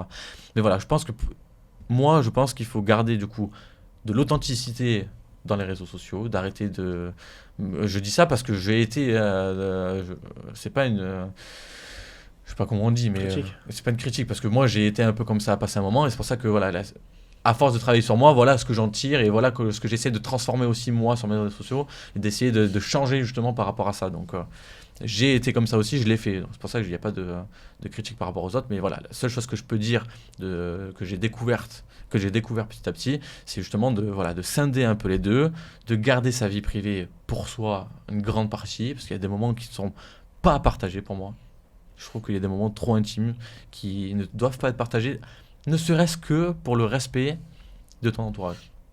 Après, parce qu'en fait, il n'y a pas que toi en fait dans la vie. Ah oui, si tu commences à partager, bien sûr. Tu vois, ta famille, tu as ton enfant, tu vois, il y a des choses, pour moi, je sais pas, bon, toi tu fais rien de spécial, mais il y a peut-être d'autres gens, tu vois, qui ont des enfants aussi, qui partagent des moments sur des réseaux sociaux. Non, mais tu vois, bien sûr. Même des nudés ou autres, etc. Tôt ou tard, en fait, ton enfant, s'il voit ça, peut-être qu'il sera déçu, tu vois. Et c'est un peu, en fait, quelles sont les valeurs que tu veux communiquer par rapport à ça, tu vois. Et moi, je pense que c'est ça qui est important. Il y a cette question de est-ce qu'on montre, intéressant, le visage de l'enfant ou pas. Ah, ça c'est fou, ça. C'est très complexe. Hein. Pour moi, c'est très complexe. Moi, j'aurais pas de... En fait, beaucoup ne le montrent pas par peur qu'on utilise ce contenu à caractère pornographique. Tout à fait. Je pense que c'est la première raison et unique en soi pour laquelle les gens ne le font pas. Après, ou alors, certains ne le font pas, des célébrités pour les paparazzis, pour les choses comme ça, mais nous, c'est pas notre cas. Mais sinon... Moi, j'aurais pas peur de le montrer, je pense. En fait, je serais fier de montrer mon enfant dans le sens où c'est mon enfant. J'ai pas envie de si je le cache pas dans la rue, j'aurais pas à le cacher là. Tu vois. En fait, le problème, c'est qu'il y a tellement de gens qui vont juger quoi que tu fasses, quoi que tu dis. C'est ton enfant. C'est dur. Non, mais en fait, le problème, c'est que du coup, il y a tellement de choses qui peuvent être mal interprétées. Je sais pas, tu vas jouer, ton commentaire tellement horrible que tu as eu sur ton truc de Madagascar. Potentiellement, je sais pas, je dis une connerie, mais je sais pas, t'es avec ton enfant et il y a une situation où il se passe un truc qui est totalement naturel, etc. Où t'as un connard qui va certainement dire regarde ce qu'il a fait avec son enfant. Enfin, tu vois. Il y en a, sur des débords, des trucs en fait où potentiellement il y a zéro sujet, et potentiellement en fait s'il y a un connard un jour qui interprète quelque chose d'une manière totalement différente et que ça part en bad buzz ou quoi que ce soit, tu vas pouvoir peut-être limite être jugé à tort sur un truc, tu vois. Enfin, tu peux être jugé à n'importe quel moment. Regarde, toi, quand on amène Mathéo à 2 ans dans la tribu Mentawai, tu as des gens qui vont dire peut-être vous êtes inconscient d'amener votre enfant là-bas, et d'autres qui vont dire mais non, vous avez raison, c'est génial pour votre enfant de vivre ça, peut-être et ils ont peut-être sûrement tout prévu au cas où, tu vois. Donc tu peux pas savoir. Moi je suis du parti où j'aurais fait comme lui, tu vois, et où mon enfant, j'ai pas envie qu'il vive dans une bulle. Tout est critiquable en fait. Tout est critiquable. C'est pour ça qu'en fait tu t'exposes. Au plus tu partages ta vie privée, au plus tu t'exposes en fait à des problématiques. Tu vois, le fait de partager ta vie privée en couple aussi. C'est compliqué. Tu vois, c'est dur. Moi, je sais que quand j'étais avec Valentine, j'ai mis du temps à la partager, à dire voilà, je suis avec quelqu'un et tout, parce que les gens l'attendent, ça. C'est horrible. Hein. De toute façon, maintenant, mais... les gens l'attendent, tu vois. les gens l'attendent en fait de partager ça, et à tel point que j'avais fait une story. Je sais pas, cette story elle a fait genre 10 000 vues, un truc comme ça. Il y avait 9000 personnes qui avaient cliqué sur son profil. Ah ouais.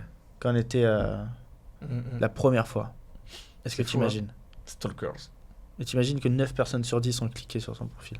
Je sais pas, même pas 9 personnes sur 10, mais c'est plus fou de dire 9000 sur 10 000. Tu vois, c'est dingue. Ah ouais, c'est sûr. Hein.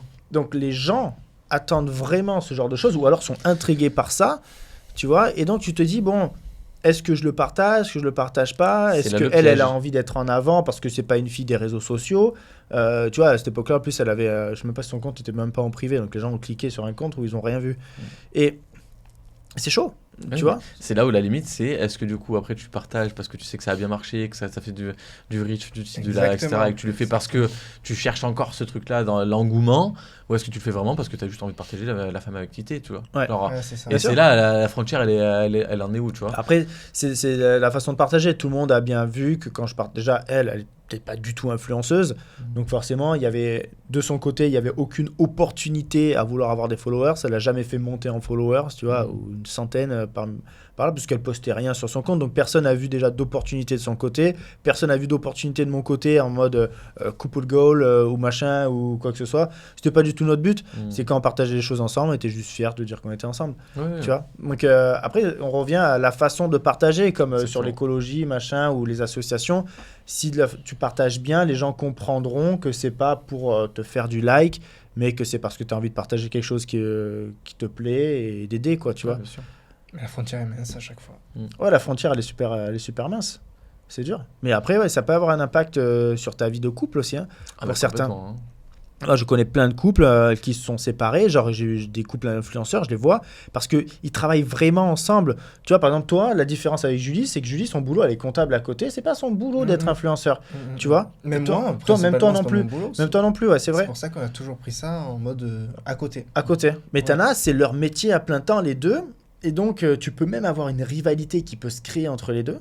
Tu vois, pourquoi lui, il est plus en avant? J'en sais rien, tu vois, quand tu postes la photo de la fille, elle a, je sais pas, 5000 likes, et lui, il poste une photo de lui, il a 2000 likes, tu vas dire, tant, il y en a, ils vont se monter une jalousie entre eux. C'est possible. Tu peux avoir plein de trucs, tu vas recevoir, si c'est un compte en commun, tu vas recevoir des messages de filles qui vont brancher le mec, ou vice-versa, ou j'en sais rien. Et tu vois, tu peux avoir des trucs qui se créent de fou. Ou même tout simplement, tu trouves pas ta barrière entre le pro et le perso. En fait, t'es tout le temps dans le pro, tout le temps dans le pro. Ouais. Viens, il faut qu'on se montre dans les beaux jours, tout le temps. Donc du coup, si tu disputes, viens, on fait après les hypocrites pour les autres. Enfin, après, tu rentres dans un process. Ouais, ça c'est dingue. C'est pas du tout mon cas. Mais ça c'est dingue. Je les vois très bien, ceux qui font ça. Leur vie n'est pas tout beau terreau. C'est pas ça la vie. Personne. Et ils partagent que du positif. Et tant mieux, parce qu'on s'en fout s'ils se disputent. Ouais. Mais du coup, t'es obligé de jouer un rôle pour les gens qui font ça à temps plein. En l'occurrence, les couples. Ah, c'est chaud. Hein. C'est chaud. Tu vois, au Kenya, c'est pas facile pour eux. Après, c'est tant mieux pour eux s'ils arrivent à vivre ça en couple, et trop bien, à temps plein. Mais la frontière est trop compliquée. Moi, au Kenya, il me cassait les couilles tous les jours. J'ai dû partager des photos avec lui, tu vois. N'importe quoi. Il cherchait de faire des selfies. On était là, on faisait des joules ensemble. Il me faisait chier tous les jours. Et il fallait faire croire que tout allait bien et tout. Le nouveau couple. Ouais, non, mais par contre, toi, on peut clairement parler de ton équilibre que peut-être tu cherches encore de nos jours entre ta vie privée et ta vie même professionnelle, comme aussi ta vie publique. Ouais. Ouais, c'est trois vies différentes. Toi-même, je pense que je sais pas si tu cherches encore cet équilibre, mais je pense que tu dois le trouver. Mais tu vois, même en étant avec une fille, par exemple, j'ai eu 2 compagnes différentes. Et c'était bien, en fait. J'ai vécu 2 choses différentes. Avec Marie, elle n'avait pas de problème à être à l'image. Et Valentine n'aimait pas la photo. Et ça m'a pas gêné, tu vois. Je me suis dit, ce sera une autre vie. Avec Marie, on faisait beaucoup de projets photos ensemble, de vidéos de voyage et tout. Avec Valentine, elle voulait pas du tout être à l'image, elle n'aimait pas ça. Bon, c'est pas grave, tu vois. Mais donc, j'ai dû apprendre à vivre d'une autre façon. Tu vois, avec Marie, on était plutôt en couple goal, genre voilà, Maldives, machin, Tanzanie et tout. Et Valentine, on partageait quelques stories ensemble quand on est en voyage, mais il n'y avait pas de création de contenu qu'on faisait entre nous. Donc c'est 2 vies différentes. Et du coup, vu que tu as vécu les 2 vies, et laquelle tu préfères? Enfin, si demain, du coup, tu bonne question. Ouais, si du coup, t'avais une idéale, mais imaginons que t'es préféré quoi, du coup? Moi, en fait, je m'en fous d'avoir plein de contenu, typiquement, genre les vidéos que j'avais avant. En fait, c'est bizarre parce que les vidéos que j'avais avec Marie, c'est quand même des souvenirs incroyables. C'est-à-dire que même si je suis plus avec la personne, et je suis en très bon terme avec mes 2 ex, donc il n'y a pas de souci, mais les vidéos, je peux les re-regarder et je me dire, c'était quand même un souvenir de voyage qui est dingue. Une chose que je regrette là-dedans, c'est qu'on partait en tournage, alors qu'on était en vacances. Genre Bali, c'est 3 semaines de vacances à Bali. pour moi, la vidéo, elle est dingue, mais c'est un tournage.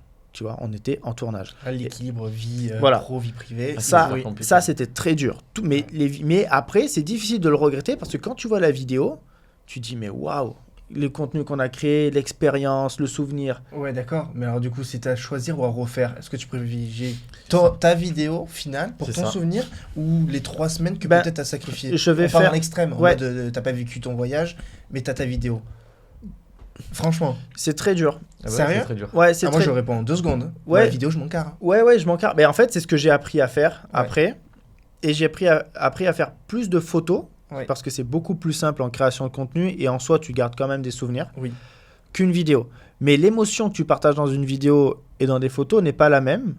Tu vois, moi, quand je vois, par exemple, le voyage de mon père au Vietnam, c'était des vacances avec mon père. Mais là, si c'était à refaire, j'aurais fait la même chose. J'aurais travaillé autant sur place pour filmer mon père et avoir ce truc-là. Parce que c'est mon père, mais peut-être que Marie ou Valentine aurait pu être la femme de ma vie. Et donc, je l'aurais vraiment jamais regretté. Mon père, ça sera toujours mon père. Et en fait, je ne peux pas regretter d'avoir moins partagé de moments avec lui pour ce souvenir que j'aurai toute ma vie. Alors, mais moi, j'ai une grosse question par rapport à ça, du coup. Parce que moi aussi. Non, mais c'est dans le sens où, est-ce que tu penses que tu vis pas plus intensément le moment sans penser à créer du contenu, sans rien, et à vivre l'instant présent? Non, mais vivre l'instant présent tel qu'il est. Genre, imagine un jour, tu pars sans téléphone, sans appareil photo, sans rien, et tu vis du coup une semaine quelque part, et après tu repars au même endroit avec la même personne, et là tu prends tout ton attirail pour créer du contenu. Est-ce que tu ne penses pas que du coup, la qualité du moment présent que tu vas vivre sans aucun truc extérieur sera pas beaucoup plus intense, et tu te rappelleras pas beaucoup plus, et tu n'auras pas plus vécu d'expériences incroyables avec la personne, plutôt que de garder un film tu dis je, mais même pour l'autre. Donc, par exemple, concrètement, on te pose la question à toi. Mais on pourrait poser la question à ton père.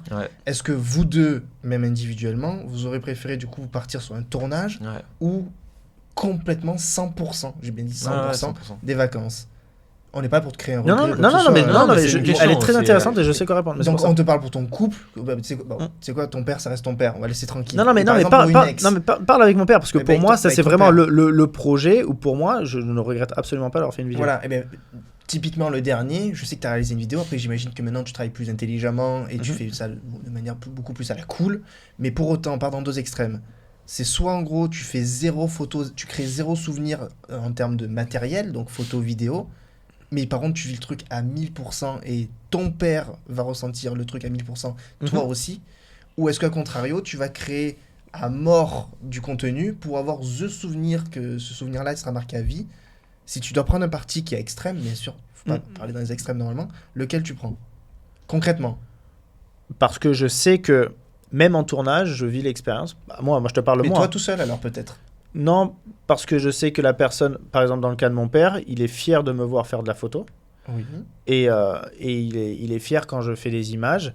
Moi, je te parle dans mon cas. En fait, le côté extrême, en fait, il est pas bon pour moi ici. Pourquoi? Parce que, aujourd'hui, j'ai la capacité de faire une vidéo en très peu de plans et très rapidement. Donc, ça veut dire que je sais exactement ce que je dois filmer ou photographier pour avoir... filmer pour avoir ma vidéo. Ça veut dire qu'en fait, je n'ai aucune perte de temps. Je ne vais pas filmer toute la journée pour faire une vidéo. Dans une journée, je vais peut-être filmer 10 plans, 15 plans, qui en fait, au fond, m'ont pris cumulé 10 minutes. Mais grâce à ça, je fais ma vidéo. Donc, dans ce cas-là, parce que moi, donc, tu parles de moi. Moi, si tu parles de quelqu'un qui n'a pas la capacité de faire ce que je fais aujourd'hui et donc va filmer toute la journée non-stop pour faire une vidéo, là, je te dirais, oui, il ne vit pas la même expérience. Moi, dans mon cas, je sais exactement ce que je dois filmer. Genre un plan de mon père comme ça, un plan comme ça, tac, tac, tac. C'est tellement simple dans ma tête qu'en fait, tu travailles bien. Qu'en fait, c'est tellement simple dans ma tête que je ne vois pas du tout comme une contrainte, pas du tout comme une perte d'expérience.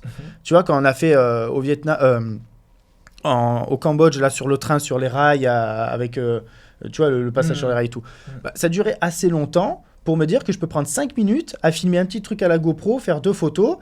Et le reste, je l'ai kiffé.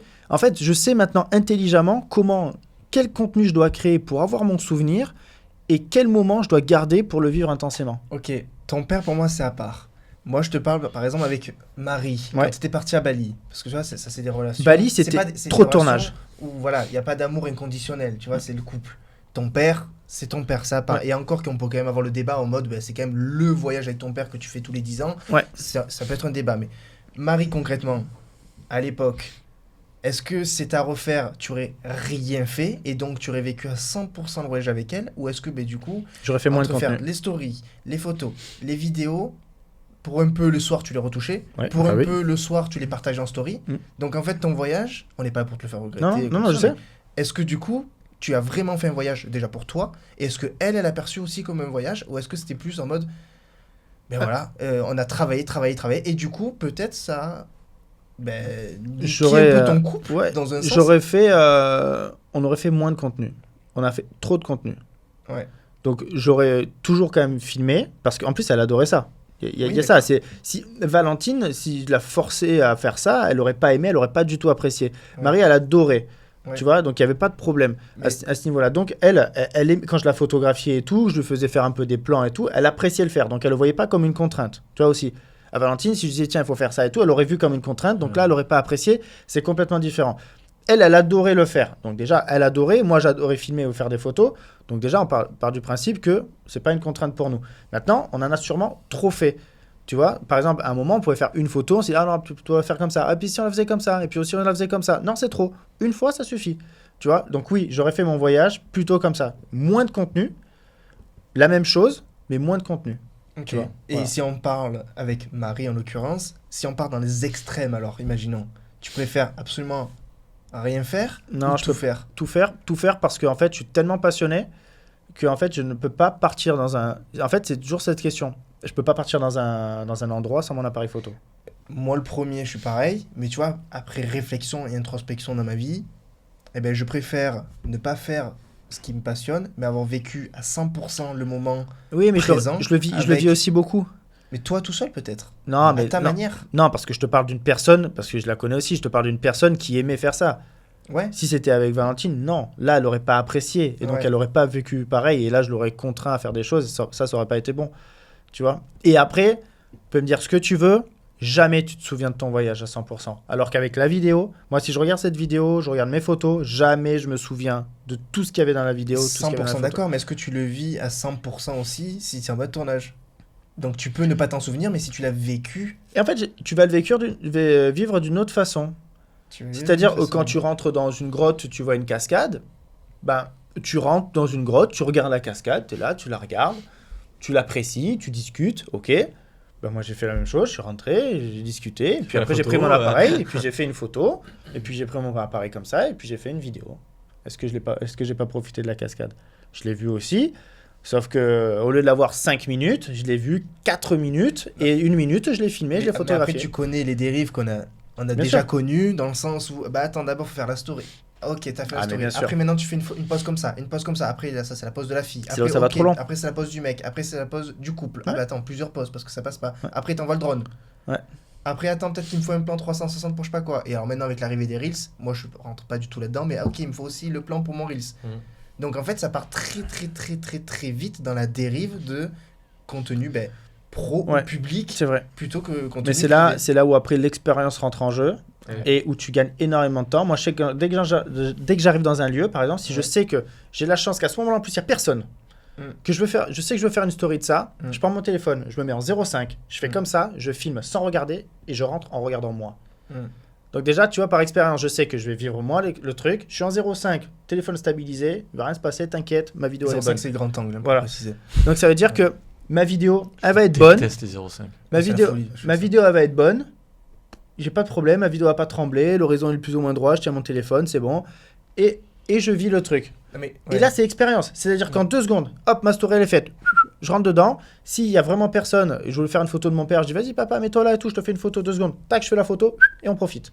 Et les réglages, moi, c'est... Je sais que t'as l'efficacité de nos jours pour faire ça. C'est pour ça que dans mon cas, je vis pas la même chose. Ouais. Et je sais aussi que tu es très bon dans le côté où tu ingurgites pas mal d'informations, c'est-à-dire entre le fait de travailler, mais si le guide il te parle en même temps, tu l'écoutes. Normalement, en principe, à 3 quarts ou 80%, tu vas l'écouter. Alors que moi, je sais que par exemple, si le guide me parle et je fais ma photo, je vais rien entendre. Et c'est ce que d'ailleurs la plupart de mes voyages donc sauf, on va dire, depuis 1 an où je vois le voyage différemment, mais depuis bien 8 ans ou 9 ans, quand par exemple le guide va me parler, que moi je vais faire le contenu, parce que Julie va moins faire le contenu, c'est plus moi qui vais le faire entre les stories, les ci, les ça, et bien du coup c'est elle qui va écouter, et elle qui va me transcrire, parce que moi je suis incapable d'ingurgiter ça. Alors que toi, à 3/4, tu vas pouvoir arriver à faire les deux.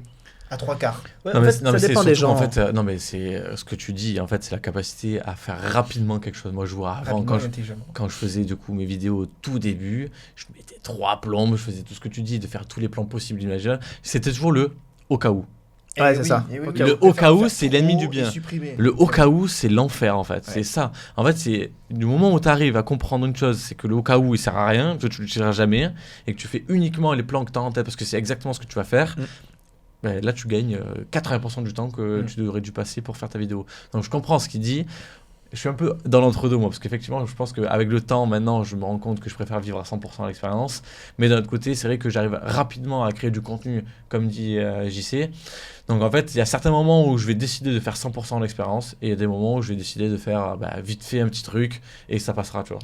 Et pour autant, tu vois, demain, si tu dois rencontrer une fille, est-ce que tu préfères une fille, concrètement, qui aime le côté photo-vidéo, ou qui ne l'aime pas, parce que ça va pas être le même voyage ou les mêmes expériences, parce que le côté, la fille qui aime, peut-être que vous allez être en mode bourrinage de création de contenu sur le coup, parce que vous allez faire ça à deux, et du coup peut-être que vous allez même moins kiffer à deux, parce qu'un coup c'est l'un qui prend l'appareil, un coup c'est l'autre, et en fait du coup on attend que les deux terminent pour profiter, ou est-ce que du coup la fille qui va être moins dans ce délire, ça veut pas dire qu'elle va pas aimer que tu la prennes en photo, mais qui va pas faire elle de la création de contenu, qui va pas être en mode influenceuse ou quoi que ce soit, mais du coup va te faire ton équilibre pour que toi tu fasses vite et ensuite tu profites parce qu'elle t'attend.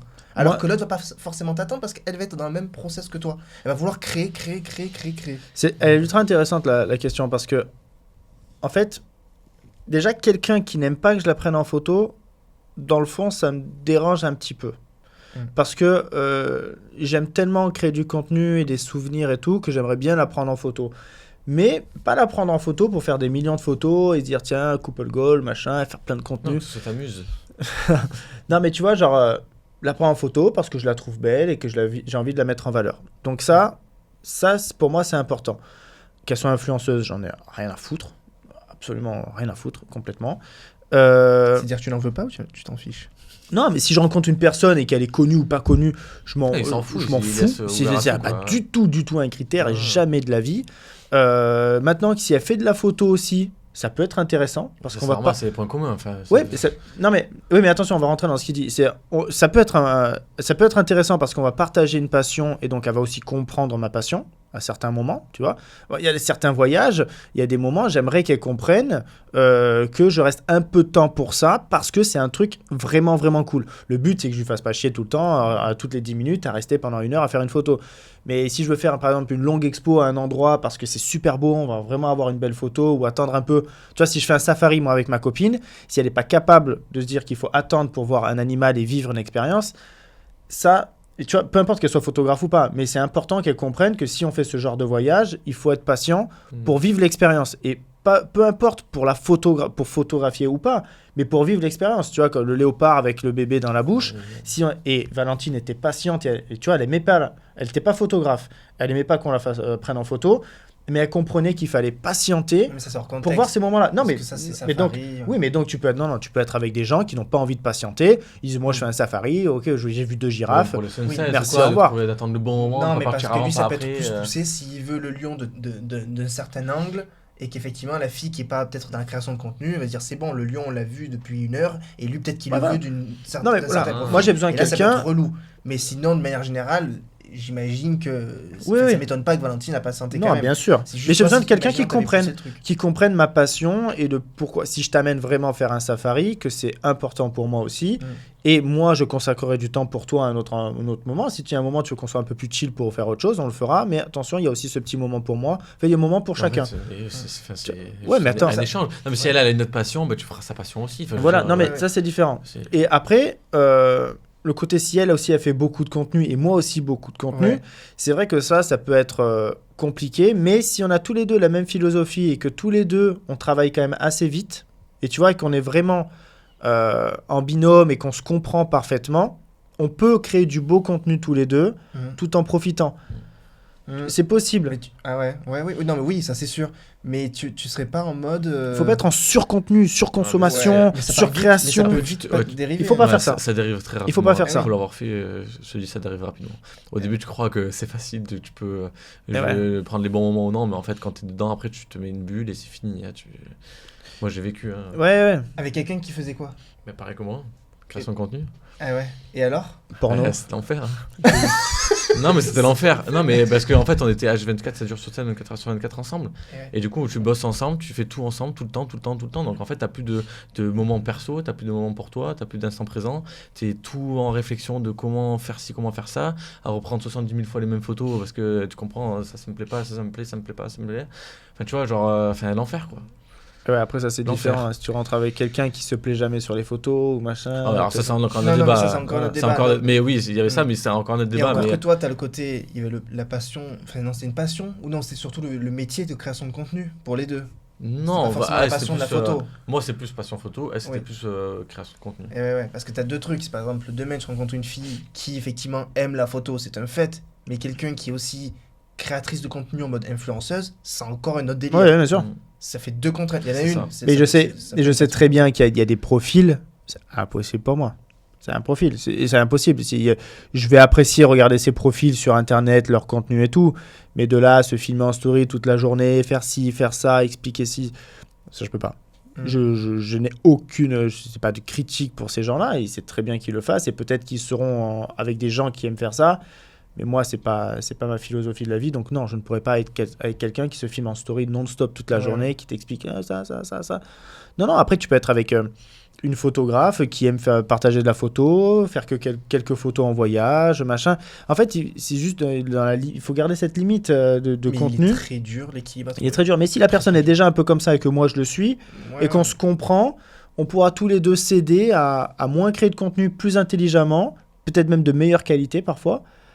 Partager moins mais plus intelligemment, de meilleure qualité et... Ouais, puis de toute façon tu vas pas choisir, ça elle t'arrivera comme ça et puis non mais bon, que tu tombes amoureux, tu tombes amoureux, enfin je veux dire non, ça c'est sûr, c'est juste dans le délire où par exemple si t'avais un peu pas à choisir mais qu'est-ce que tu préférerais, et ben c'est vrai que c'est même compliqué de savoir si quelqu'un, c'est cool, elle partage ta passion, mais elle peut vite dériver en mode, du coup, ok, on est arrivé à tel spot, j'en sais rien, en Islande, le coucher de soleil, j'en sais rien.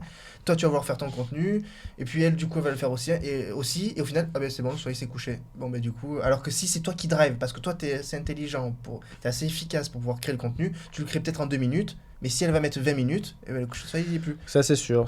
Et pas tout le monde a ton expérience, par exemple, de créer le contenu de manière aussi efficace. Mais peut-être que là, tous les deux, étant tous les deux passionnés d'images, la façon dont on voulait vivre cette expérience est peut-être en créant du contenu. Oui, même après, Après, moi, j'adore. Il faut accepter aussi que l'autre soit différent et qu'il faut accepter aussi. Moi, je pars du principe que même si tu vis un moment à deux, tu peux vivre le moment différemment. Ouais, voilà. Chacun son envie. C'est-à-dire que tu peux regarder un sunset, s'il y en a un qui a envie de prendre en photo et que l'autre il a juste envie de se poser, de regarder, d'écouter la musique. Enfin, tu vois, il faut aussi en fait conciliant. En fait, il faut accepter l'autre tel qu'il est, mais il faut surtout se dire que c'est pas grave si tu fais pas la même chose au même moment. Tu vois. Non, mais ça c'est. Oui, non, mais c'est important de le dire parce que là, dans ce que vous dites qu'il faut absolument faire les mêmes choses, que l'autre, si elle reste continue, moi aussi. Non, en fait, s'il y en a un des deux qui a envie d'aller prendre une photo et que l'autre il a envie juste de s'asseoir et d'écouter la musique et de regarder la mer ou de, je sais pas, de lire un livre ou de faire d'aller balader et pendant que toi tu fais ta photo, mais c'est clairement. Et c'est là où c'est hyper important de savoir que c'est possible, que c'est pas parce qu'on est en couple qu'on est obligé à chaque fois de faire exactement la même chose au même moment, à le même instant. 100%. On peut être ensemble dans le moment, mais faire deux choses différentes. Ça, je pense que c'est 100% important. D'accord, mais moi, c'est 10 ans de couple de voyage. Toujours, ça a été moi qui faisais les photos et elle, sur le coup, qui m'attendait. Et elle s'est jamais plainte de ça. Mais c'est vrai que si tu pars dans la dérive de tu fais ci, tu fais ça, enfin, la story, la photo verticale, la photo horizontale, la photo avec telle pose, la photo avec tel sujet, la photo sans personne, t'envoies le drone, tu fais ci, tu fais ça. Et au final, la personne, peut-être qu'elle a vécu toute seule et que, ok, elle a été conciliante. Ça, c'est sûr. Mais au bout d'un moment, t'es mignon, toi, t'as partagé ça à ta façon, mais tu l'as partagé tout seul, en fait. Parce qu'il faut savoir partager des moments à deux, des moments de qualité. Et sauf que ça peut vite partir en biberine. Parce qu'il faut savoir faire des moments de qualité. C'est ça. Et le moment de qualité, c'est le moment d'attention où tu prends en considération l'autre. C'est pas simplement de faire ce que j'ai envie et toi tu fais ce que tu as envie. C'est-à-dire que du coup, il faut savoir prendre le temps de te dire ok, ce jour-là j'ai envie d'aller faire sunset, mais demain ce sera autre chose. Et c'est là le piège qu'il faut pas dépasser, c'est de continuer à écouter ce que l'autre a à dire, tu vois. C'est ça qui est important. Ouais. Tu connais les 5 langages de l'amour ? Non. Faudrait que je te passe. Enfin, si, mais j'ai fait le test. Bon, dernière question. Peut-on vivre de la photo, vidéo de voyage ? C'est un gros sujet, ça, non ? Ouais, je pense que c'est un gros sujet. Je pense qu'on peut en parler une autre fois en mode entrepreneur, non ? Ouais, je pense. On va faire un gros sujet. On en parlera une prochaine fois. On parlera sûrement même de ça et de la photo animalière à la fois. Est-ce qu'on peut vivre de la photo animalière ? La photo en général, du coup, comment se positionner sur le marché par rapport aux autres, comment trouver son bon business. Je pense qu'on pourra le lier avec un gros truc, ça. Sujet global entrepreneur. Enfin, si ça vous dit. Ouais. On fera tous les deux, ça en est. Parfait. Et bah ça y est. Moi, je veux juste savoir si du coup Nico il a été parfait aujourd'hui ou non. Parce que j'étais pas. T'as été au poil. Au poil de Norway. J'en ai un dessus sur le. Depuis tout à l'heure, ça me l'enfer. Ça me valait pas de partout. Bon, bah c'était cool, hein. C'était très cool. Plein de trucs, c'était très intéressant. Et voilà, bah n'oubliez pas. Ils peuvent nous dire aussi, eux, quelle a été leur pire expérience de voyage ou le voyage qu'ils veulent faire. Parce que peut-être que du coup, en commentaire, ils peuvent mettre leur voyage qu'ils souhaiteraient faire et ça sera peut-être un workshop. Bonne idée. Ah, pourquoi pas, ouais. C'est vrai, ça peut être une idée. Ça peut donner des. C'est vrai que cette année, il y a Costa Rica et Mongolie. Et puis l'année prochaine, il faut trouver des destinations pour les workshops. Donc ça peut être de bons moments pour donner des idées. Bien sûr. Clairement. Bonne idée. Bon. N'oubliez pas à vous abonner à la chaîne sur YouTube, mettre un pouce, un petit like, vous abonner aux audios aussi, toutes les chaînes audio. Et surtout, partagez un max si ça vous a plu. Et puis nous, on se retrouve. Et si ça vous a pas plu, faites-le quand même. Faites-le quand même. C'est ça. Bon, et on se retrouve la semaine prochaine, même jour, même heure. Parfait. Ciao. Allez, ciao.